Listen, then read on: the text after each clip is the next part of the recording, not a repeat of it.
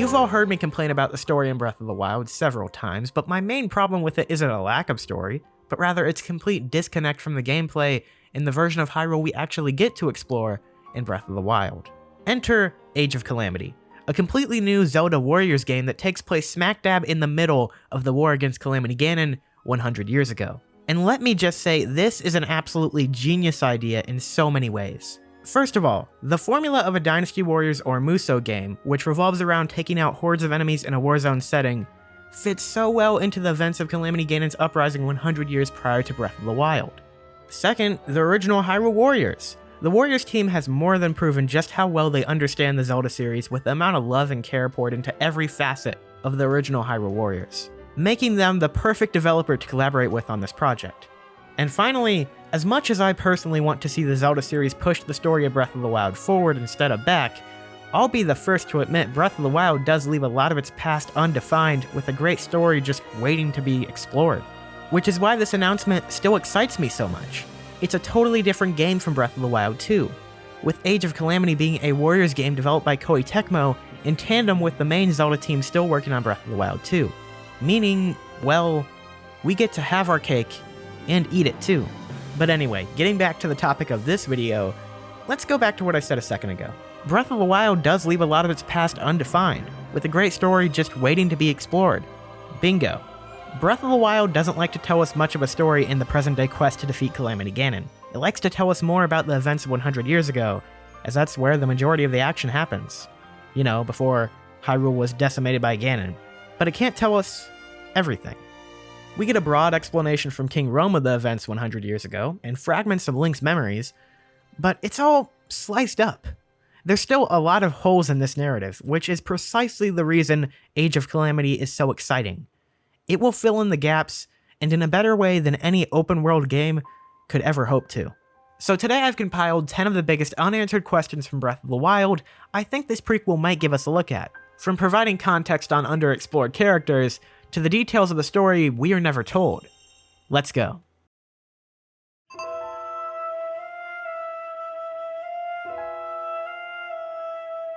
We are told the champions were chosen because of their extraordinary abilities, but I really want Age of Calamity to get into exactly how that process played out. The champions are fun characters, sure, but this game could do wonders for them as far as backstory and characterization go. Show us more of what makes these people special, and the king's process for choosing them. On top of that, justify their characterization. Show us more of the bond Link and Mipha share, and how she leads her people as a princess. Go into Daruk and why he's so carefree and easy to get along with. Show us the other side of Urbosa, not just the motherly, caring figure most of the memories make her out to be. And finally, shed light on exactly why Revali despises Link so much. Surely, it's not all just jealousy. The Champions Ballad DLC was marketed as a way to expand these characters before, but it really didn't that much. And that's because it couldn't give us a good enough look at the past. But Age of Calamity can. Also, go into the relationship between the champions more, not just how they are viewed by Link. Another one of my key problems with Breath of the Wild's narrative is that the story is told through Link's memories, meaning we see a lot of his interactions with others, but not much outside of that. This game is their chance to flesh out the champions beyond cool yet one-dimensional characters. There is just so much more you can do with the champions now that the doors open with Age of Calamity. So hopefully we see them expand upon these characters from their backstories to their relationships, and maybe even to their eventual demise.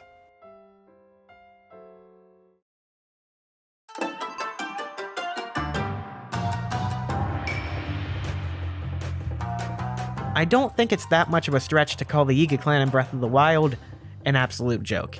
Sure, there are moments of them being threatening, but for the most part, they are played as a comic relief.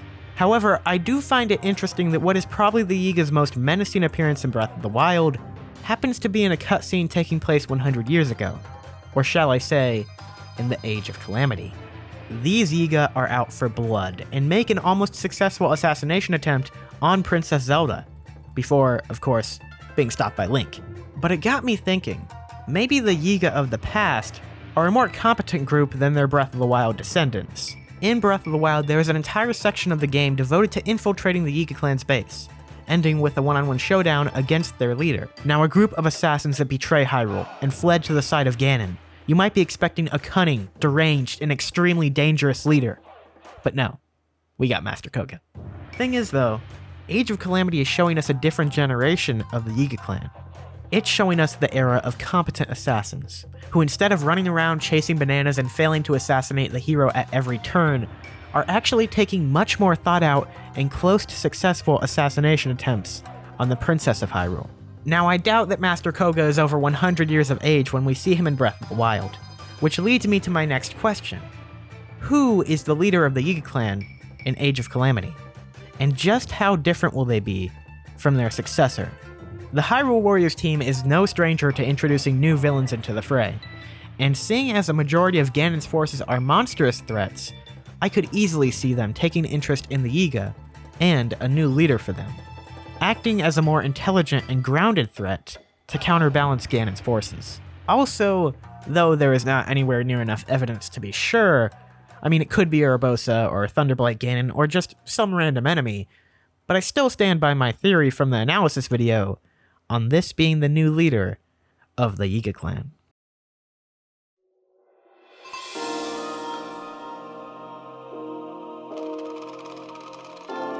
Breath of the Wild showed us many older characters that are said to have played an integral role in the events of the Great Calamity 100 years ago, and Age of Calamity should give us a much better look into them than ever before. I'm of course talking about the Sheikah Elders, Impa, Purah, and Robbie. Based on information from these characters in Breath of the Wild and Zelda's own research notes, Impa, Purah, and Robbie were instrumental in the research of ancient Sheikah technology back in the day, so it's good to hear at least nothing's changed there. According to Creating the Champion, these three Sheikah were in their 20s when the Great Calamity hit. We know from Impa's own accounts that she was most likely very close with Zelda and Link, since she was entrusted with Zelda's parting words for Link. And we can see this relationship in the Age of Calamity trailer, with the female Sheikah accompanying them to the Sanctum and outside post-Calamity Hyrule Castle almost certainly being our first look at young Impa. But while Impa might be closest to Zelda and Link, that doesn't mean Purah and Robbie didn't also play an important part in Hyrule's war on Calamity. Both Purah and Robbie worked together in ancient technology research, with Purah specializing in runes, and Robbie on weapons engineering, as well as guardians. According to Zelda's research notes, it was in the company of Purah and Robbie that they uncovered the Sheikah Slate for the first time. Also, they as well as Impa were entrusted by Princess Zelda with taking Link to the Shrine of Resurrection after his fall 100 years ago. So Breath of the Wild tells us these three characters played an integral role in Hyrule's story before the Great Calamity, which means they should take a spotlight in Age of Calamity. But it's not just them. Impa, Purah, and Robbie might be the easiest characters to anticipate being further explored in the prequel, but I'm also looking to the faces we have yet to see and have only been told of. Two characters that immediately come to mind are the Fortune Teller and Cass's Teacher. These characters are only hinted at in Breath of the Wild, but now that we are going back and playing through a game set before the destruction of Hyrule, I believe it's about time these characters get more fully elaborated on. The Fortune Teller is referenced by both Zelda and King Rome in Breath of the Wild, since the excavation of ancient technology in preparation for the return of Ganon was all put into motion by their prophecy, meaning they must have been a trusted servant of the royal family. On the other side with Cass's Teacher, we know a lot more about the details. Cass tells us that his teacher was a Sheikah court poet that held an unrequited love for Princess Zelda. The only thing we aren't told is his identity, which I'm still really curious about. Age of Calamity could and should explore so many of Breath of the Wild's characters that still retain a veil of mystery around them. It's time to stop telling us about these characters. Show us.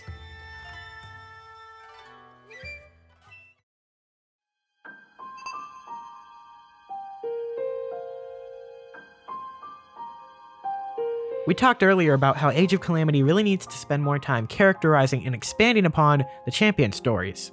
But that goes for Link as well. We already see throughout the trailer that Link won't be starting off this journey as a champion, rather it will be a role he earns throughout the game, which gives me hope that Age of Calamity might show us more of Link's backstory. In Breath of the Wild, Zelda mentions in a memory that Link's father was a respected member of the royal family's elite guard, and in Masterworks you can even find a piece of concept art that shows what is presumably him with Link and his little sister. It might be a stretch saying Age of Calamity will go this far back into Link's backstory, but even just more details surrounding Link's family and the road he takes to becoming a champion are more than welcome in this prequel.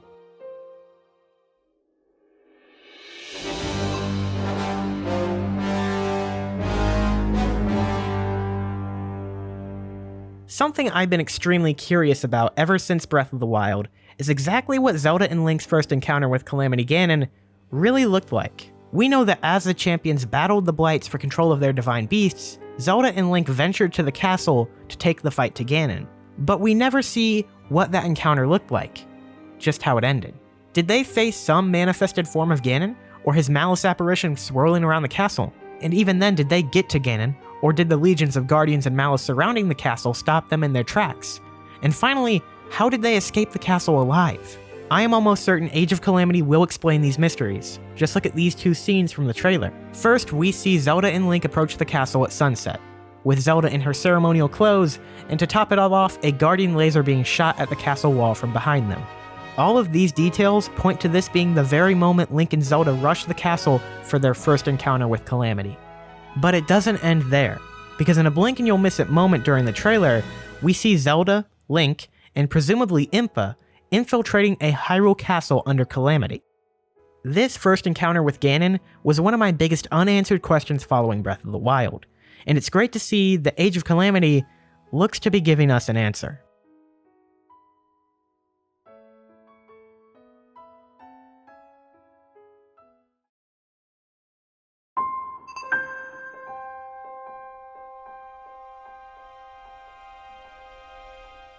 You know, why did they even have to bury the Sheikah technology following the Calamity 10,000 years ago?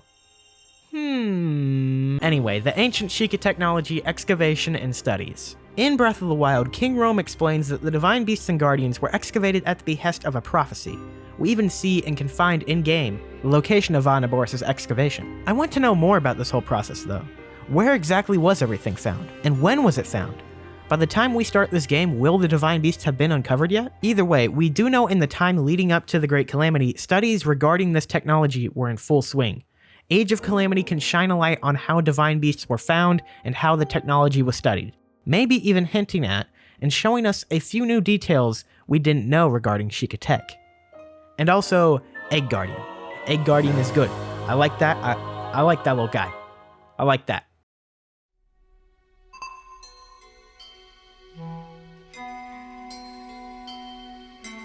You know, some of my biggest questions left from Breath of the Wild are about its locations. There are about a billion spots around this world of Hyrule that tell a story in of themselves. But there are two locations, in particular, I really want Age of Calamity to shed some more light on. And no, neither of them are Zonai ruins. As I said, this is a list about what Age of Calamity should explain, and I still have a pretty good feeling we won't learn a lot of new information about the Zonai until Breath of the Wild 2.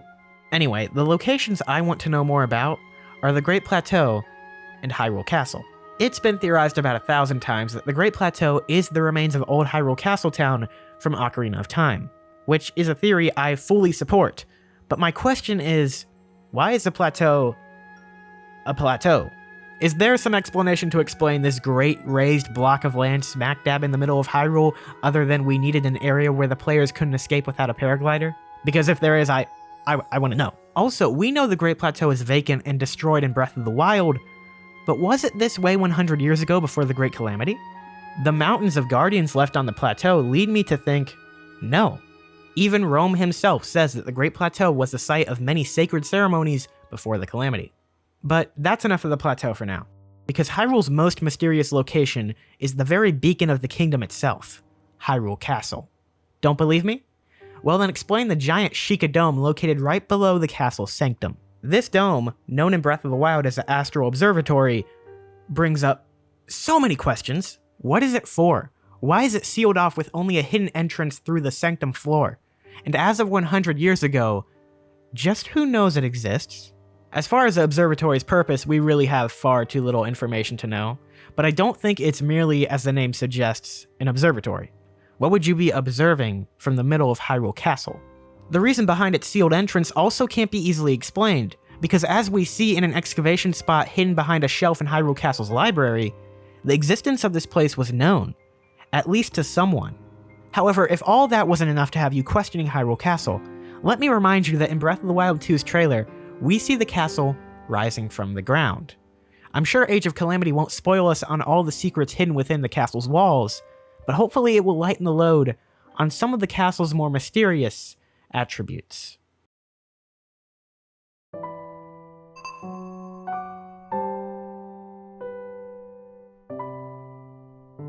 since we did go over both the champions and Link, it's only fair Age of Calamity also takes a swing at expanding Zelda as a character and her backstory as well. Specifically, her mother. Now, seeing as Zelda's mother will have long passed by the events of Age of Calamity, I don't expect to learn a whole lot of new information about her, but the game can't ignore her existence entirely either. It is because of her absence that Zelda never learns how to unlock her sealing powers, and continues to blame herself for the unrealistic expectation of suddenly awakening to that power put on her by the entire kingdom. I want Age of Calamity to tell us more about Zelda's relationship with her parents, whether it be her mother or her father King Rome as well. Zelda is already Breath of the Wild's most interesting character, but further exploring her story and seeing it play out firsthand will only make her an all the better character for it.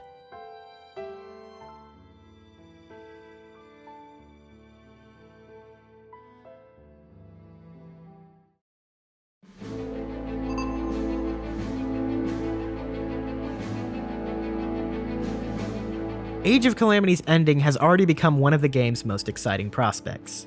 And if you were to ask me what I'd like to see out of the game's ending, well, how about a series of battles in which the champions fall one by one, Link's final stand at Fort Hateno taking on an endless onslaught of guardians, and what I think would be one of the most interesting battles in the game, the last stand at Akala Citadel. Because this was it. This was the site of the final battle in the war on Calamity Ganon, and as such, I really hope the game's final battle takes place here, letting us play through an all-out war zone. You might be thinking, well, of course it will be, Xeno. This is one of the only outright named battles in Breath of the Wild, and it is the end of the war. But the thing is, who would be playable? The champions are gone, Link unconscious and mortally wounded, and Zelda is left with the task of facing Ganon alone. So who exactly would we play through this battle as? Switching from regular soldier to soldier as they die in battle? Opening up the battle to free play since none of the playable characters were at this battle? Or maybe even taking the reins as the forces of Ganon. After all, they do win this fight. I want Age of Calamity's ending to really hit hard, and a domino effect starting with the champion's fall, Link's fall, and then at Akala Citadel, the fall of all of Hyrule. Sounds like quite an interesting chain of events for this game's finale.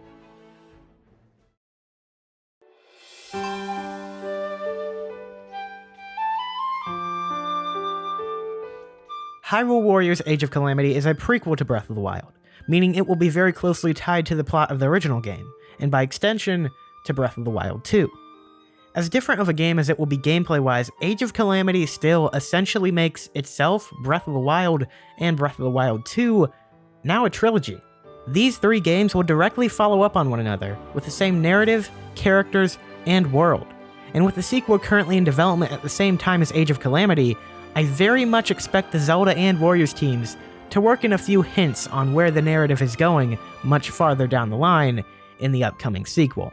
Zelda loves its hints and teases, especially in recent years. I don't expect a lot as far as how Age of Calamity and Breath of the Wild 2's stories will interconnect. They seem to be two very different scenarios that will link back to Breath of the Wild yet rarely to one another, but I still feel it's too perfect an opportunity to not at least tease something for Breath of the Wild 2 in this game. The more I think about it, the more excited I am for Age of Calamity. The foundation Breath of the Wild built for this story was not bad. It just lacked so many of the details and felt very disconnected from what was going on in the actual game.